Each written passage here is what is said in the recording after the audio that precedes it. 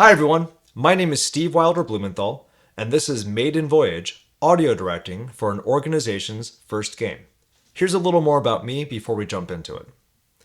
My name is Steve Wilder Blumenthal. I'm an award-winning composer, music producer, and audio director. I've worked on games, TV, film, interactive media, podcasts. Some of my clients include Life Score Music, the Please Touch Museum in Philadelphia, Novel Effect, Rick and Morty, the Strong National Museum of Play, and companies like Microsoft, Apple TV Plus, and Netflix. Today, though, I'm here to talk to you about a game I recently worked on. So it was for this organization. I can't really go into detail beyond that. This project is under NDA, so I can't really give too many details, unfortunately. But what I can tell you is this is their first game, and this was my first time audio directing a project of this size and scale. I've audio directed before, I just haven't worked on projects that are multiple month-long endeavors. It's usually a few weeks and that's it. So this was a bigger project with more moving parts than I have experienced as a lead before. I'm going to break this down into a few key factors. So we have factor one, which is trust being built from long-term friendships, which led to my getting hired and also my finding help on this project. Number two is something called the Cola Vita visual dominance effect, which renders audio as the invisible medium. It might be a little self-explanatory, but essentially people tend to prioritize visual over audio, like our brains are wired that way. Unless, of course, you're visually impaired. If you're blind, if you have cataracts or something of that sort, then that'll be different. But for the majority of the population, typically we prioritize from a human level, just our brains being wired that way, visual first, other stuff second. But I'll get more into detail in that in a second. The third is project considerations, coloring within lines. So this is a bit of a breakdown of the soft skills, of showing up to meetings, of being organized, communications, staying in budget from a financial standpoint, from a resources standpoint, from a time standpoint, and then also technical skills. So I'll get into a bit of the tools we used for this, what software we used, etc. And then we have key factor number four, the post-mortem, so finishing the project and looking to the future. So key factor number one, we have trust built from friendships, which led to my getting hired and getting help. So here's the team for the project. We have the creative director, the game dev / programmer, the writer, the artist, and the audio director, which is myself. I'll get to my team in a second.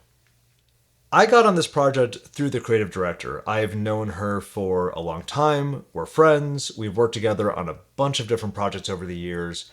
TV, games, interactive, like web comics and that kind of thing, all this kind of stuff. And I became her go-to audio person. I'm primarily a composer, I should mention, but I can do other audio stuff as well. I'm a fully trained audio engineer. I did that for a number of years before shifting my focus to composing. So I can mix, I can do sound design. I have microphones. I can do voice acting to a limited degree. I'm not a trained voice actor, but if you need somebody to just give a few lines for a small project, I can handle that. That's okay. Once we get into like characters and actual like acting, that's a different story. But I got on this project through that, and everyone else on that little team list, the game dev, the writer, the artist, they also found their way onto this project through similar means of they've all known her for a long time and they've developed trust with her and friendship with her over the years. And she has her go-tos now of, I know my writer well, I know he can nail it, I know this game dev programmer, he's fantastic, he just knows his stuff, I know it, I can trust him and I know it'll go well and I can just trust him to deliver. That's kind of her perspective on all this with each person. And on my side of things, as an audio director for my team, I had a very similar way of finding my people to build out my ranks. Because on this project, it's a very dialogue-forward project. And I'm not a voice actor. I'm not a voice director. I can do little bits in limited capacities, but it's really kind of an adjacent profession to being an audio person. Like, I'm mainly a composer. If asked, I can do sound design. I'm more of a composer than a sound designer, but I'm definitely a sound designer too. Like I can definitely do that for a full project. My focus is more on composition though. But voice acting, I can do bits of that, but it's a pretty specialized thing. And I realized this is going pretty deep. This project required about over 500 lines of dialogue across 9 different characters. So it became clear pretty quickly, okay, I need to bring in somebody who really, really knows this. this is a little beyond what I can do with my own devices. I need to bring in a specialist. So I brought in my voice director. So he's a good friend of mine. I've worked with him also for a long time. There's a lot of trust. I've worked with him as a composer. I have worked with him as an audio consultant. I've built Logic Pro templates for him before. We've worked together a lot over the years. We know each other well, and we have a good shorthand, sense of humor. We've hung out as friends before as well. So it's a very okay, he's on the team. I trust him. If I need voice acting help, he's the person I'm calling for either, hey, can you be a voice actor on this? Can you voice direct for me? Do you know voice actors who can come onto this? So that was how that conversation started. Basically me saying, hey, I've got this game with a lot of lines. Help me figure out, consult with me. Let's build some structure around this. What's the best way to deliver a quality product for this project? So that led to us finding a voice casting director because we realized, okay, in talking with the creative director on this project, this is a very DEI forward project. It's a very diverse group of characters. They have different ethnic backgrounds within a little city in the game. So we realized, okay, we need to have this authentically cast. We need to be representative of the actors playing the characters need to represent the cultural makeup of the characters accurately. So we realized, okay, we definitely need a voice casting director to find people who can fulfill these very, very specific roles to represent them accurately, which led to us finding voice actors through the voice casting director. And that was definitely an essential part of the project. We really wanted to make sure this was done correctly, done honestly, done fairly, done equitably. So that was how we kind of built these teams out. Now I'm going to switch gears for a second and go to the Cola Vita visual dominance effect. And too long didn't read. Our brains interpret visual over audio. The research shows that vision is the most dominant sense for humans who do not suffer from sensory difficulties like blindness or cataract, etc. There is a bias toward visual sensory information. The presence of auditory stimuli is commonly neglected during audiovisual events. So as an audio person, this impacts me directly, right? So my work is always going to play second fiddle to the visual, which is fine. It's literally how we're wired. There's research proving that human brains are wired like this, typically, which is totally fine.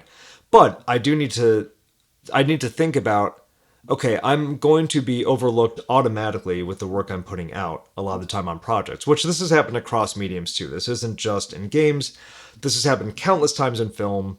The audio is the last thing to be considered, the last thing to be put in, the last thing to be fixed. It's the last gate before they clear everything and post it or put it on air or anything like that at all, or release it. This impacts every project I do as an audio person. And this is me speaking as an audio person to an audience of, I'm assuming not entirely all audio people, of there's this subconscious bias, and it's helpful if we're both aware of it, of if you feel like you're missing something, this may be the thing that you're missing or not considering as much as you maybe should be throughout your projects. And on my side of things, I have to remind myself to be a little more vocal than I feel like I should be sometimes, saying, hey, does this impact audio? What are these changes? And I'll get more into what I learned about that in the postmortem, because on this project, it was a bit more of a factor than my past projects. Speaking of considerations for projects, let's color within the lines. So we have a few key points here. We have a limited scope, remote workflows, diversity, equity, and inclusion, unity and FMOD, getting technical, the build destination, and then creative direction. So limited scope. So it was a bigger project, but also it's a pilot for a series. So this isn't a massive 20 to 60 hour experience play. This is more of a 20-minute experience. So it's not a super duper long game. We have a limited scope of that. We had to figure out, okay, we need to, with the budget we have, with the set budget we have, with the set amount of people and time we have, with the set resources we have for where we're building to, which was WebGL for this, we had to figure out how do we make all this fit in the box properly with the limited scope. That took a lot of coordination, took a lot of communication because people have schedules. There's some people like myself I was working on this while also working on 2 or 3 other projects simultaneously. So I'm budgeting my time, making sure, okay, when you need me for this, I want to make sure I'm fully available, but I also need to balance you with a few other clients simultaneously throughout this. I wasn't exclusive to this project. And with that became our remote workflows. So I'm in Princeton, New Jersey. I'm between Philadelphia and New York City. My voice director is in Los Angeles. My casting agent that we worked with, the casting director, is in Los Angeles. The voice actors are in LA. One was in like South Carolina, one was in Florida. Nobody was close at all. And then the programmer was in Michigan. Like everyone's kind of all over the place. So a lot of pinging back and forth on Discord, and then we have this like super long email thread with the casting director and the voice actors because none of them are on our Discord server. It didn't make sense to bring everybody on. It was more work than it was worth. So I'm like constantly looking back and forth between my two screens and doing all this. It was definitely a lesson in organization and prioritization as well, and being very efficient with communication. I thought I was good at it, and then I had this project and I realized, okay, there's another level of this I haven't really experienced when I'm this deep in being an audio director and not just creating assets for a project and helping with implementation. I'm in charge of stuff. I have to answer questions that I don't quite know the answer to sometimes, or don't know the answer to right away, I should say. I'm waiting for approval from the creative director before I can tell you, yes, we can do this, or no, we can't do that.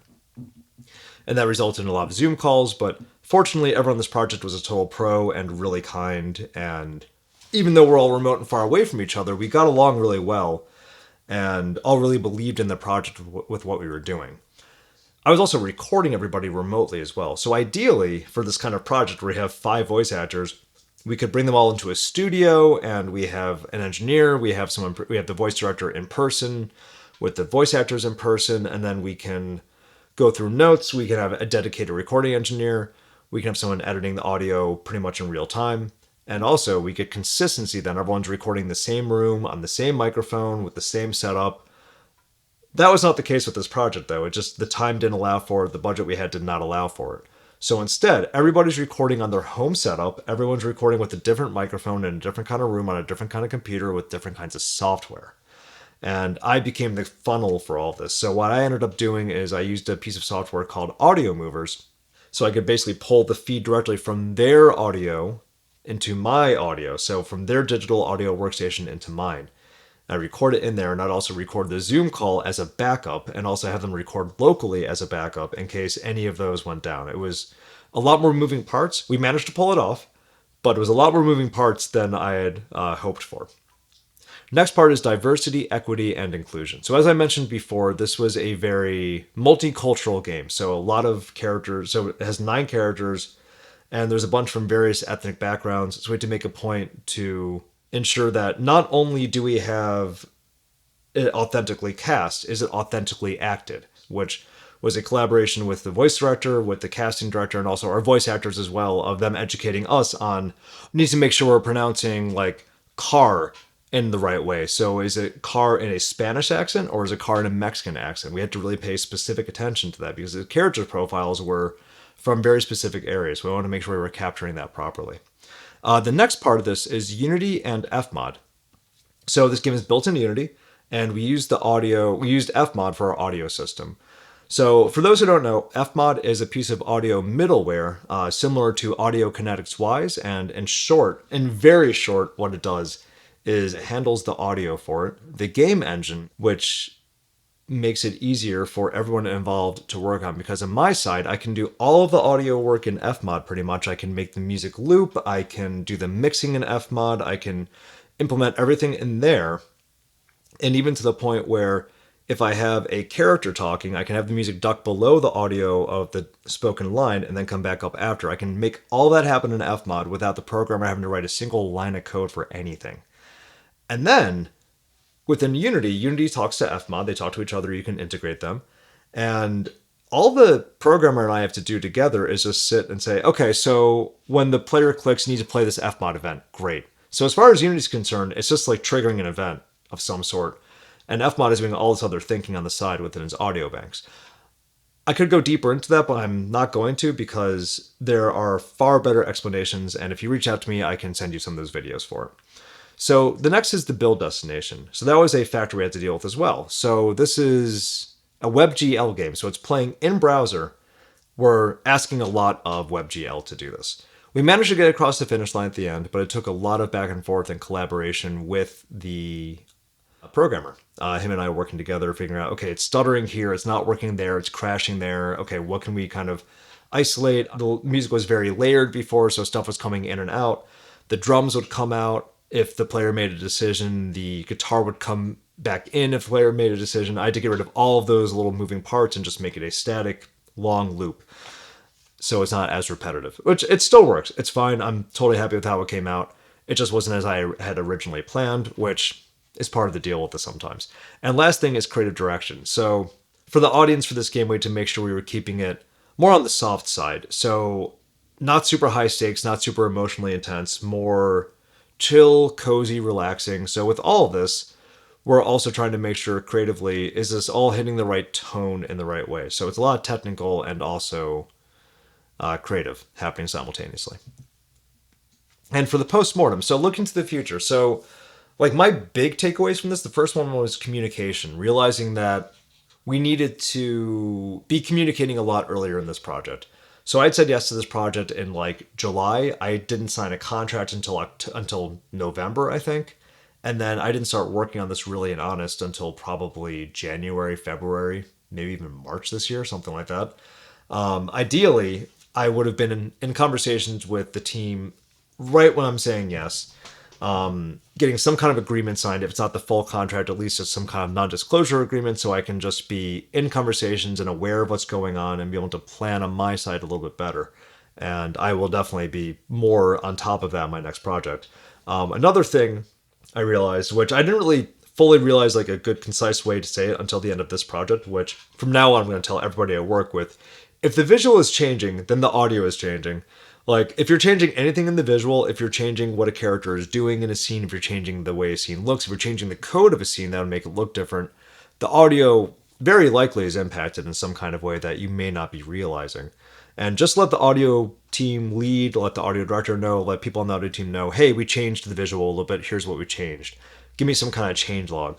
Because the audio team may want to make adjustments that will be easy to make at the time of it, but if it's we get a new build weeks later and everything's different, then we're all looking at each other thinking, okay, we have not a lot of time to do this, but we have to make this work somehow.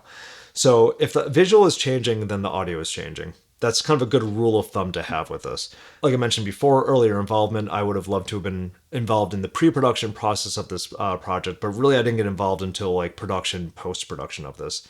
But I would have loved to have just not given input. It's not my job to give input, obviously, on like the script or something, but just knowing how the script is developing, knowing where that's going, so I can set my pieces in place and plan ahead a bit of, okay, I might need a voice director. Okay, so we're going to need voice actors. I should probably start talking to somebody now and just saying, hey, I might need you in a couple months. I'm starting to lay some groundwork. What are some things you're going to need from me when we're ready to really make this happen? And the last thing is scaling. So this was a smaller pilot project. We kind of built our core team of like, okay, I'm the audio director, I've got my voice director, I've got my casting director. But on the next project, I'm already thinking, okay, I know it's going to be bigger. There is going to be a next project, we've been told. Okay, I don't want to be scoring the game, audio directing the game, doing the sound design, doing the mixing, doing the audio implementation, doing the dialogue editing, doing the dialogue implementation, addressing all the audio notes. Like, I'm doing a bunch of stuff at the same time on this project. So I'm thinking, okay, what do I want to do? What do I know I can contribute like my best work towards? Like, I'm a composer, so I know, okay, I should be composing the score. I'm definitely doing that. Dialogue editing, I know how to do. I've learned on the job. I'm decent at it. But I also know there's people who can do it way quicker than me. So if I can get someone who specializes in that part of the process, that would be a good thing. Same with mixing. I'm a trained mixer. I can do it, but it's not my main focus. And I have friends who do focus on this, so I know, okay, if I have more resources, I'd love to pull in my mixer friend, my sound designer friend, and I can be involved in those processes and guide them and talk to them and improve things, but I can also let them do their thing and really specialize in it to really make this thing shine. And that is my presentation. Thank you all so much for checking this out. Please absolutely feel free to ask me questions. My email is right here on the slide. It's on the bottom right. And if you're just listening to this, the email is steve@wilderbluemusic.com. That's spelled STEVE at WILDERBLUE music.com. Thank you so much, and I hope you have a great rest of your conference.